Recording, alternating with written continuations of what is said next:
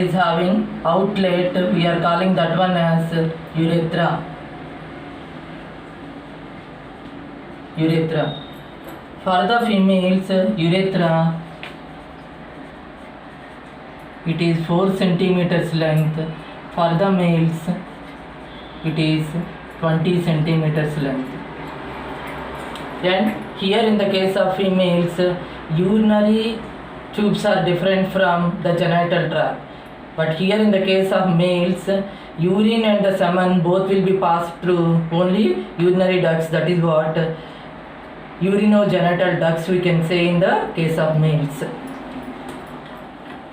When the mixation sensation comes, here there are 2 sets of circular muscles or the sphincters will be present. One is present here, one set, another one will be present here. The first set it is involuntary in action. Involuntary in nature, and the second set it is voluntary in action. First sphincter it is involuntary in action, but the second one is under the control of brain, basing on the social conditions where to urinate and all. So basing on that, whenever this will be relaxed, automatically we will go for urination. The first sphincter, it relaxes when the urinary bladder is filled with 300 to 400 ml of urine. Then we used to get the mixation sensation. The actual capacity of this urinary bladder is 600 to 800 ml. But the first sphincter relaxes when it is filled with 300 to 400 ml. But the second sphincter, it relaxes under the control of the brain. Voluntarily it relaxes when all the social conditions are prevailing. Then only the urination taken place. Composition of the urine. Chemically, what are the materials present inside in the urine? Let us see. Water, nearly 96% will be there. Water. And urochrome,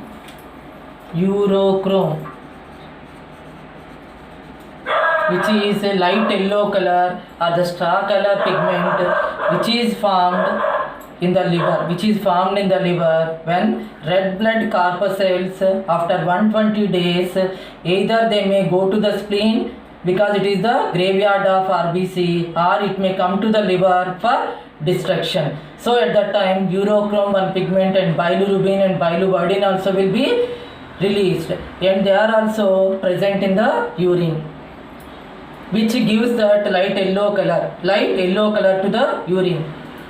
When concentration is more, then the urine color will be dark yellow color.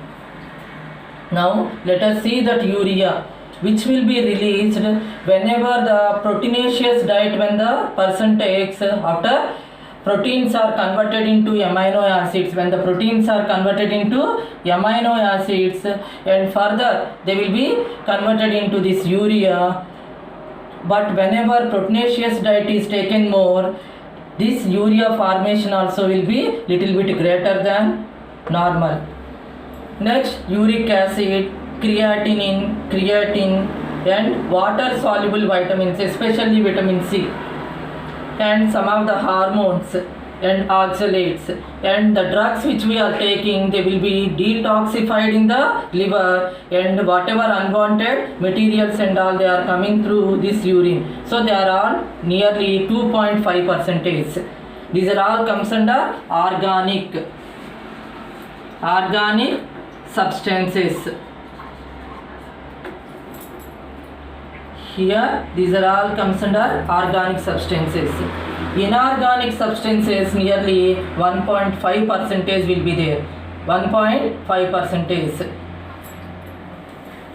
The analysis of all these will be useful to the doctor, whether the person is having any defects in the different organs or not. They can predict whether any renal failure is there or not. They can able to predict. If it is normal level, it's okay. If the glucose is excess in the urine, that gives that impression that the person may be diabetic patient. Diabetic mellitus. Mellitus. Diabetes mellitus. ESRD. This is what end full form for this is end stage renal disease. End stage renal disease. When two kidneys fail to function, then we can call that stage as end stage renal disease. What is meant by uremia? Uremia means if the water is collected in the body tissues, more water is collected in the body tissues, then we can call that one as uremia. Next, what is the solution for when the two kidneys are failed to function? What is the temporary solution and what is the permanent solution for that? Means temporary, they are going for hemodialysis.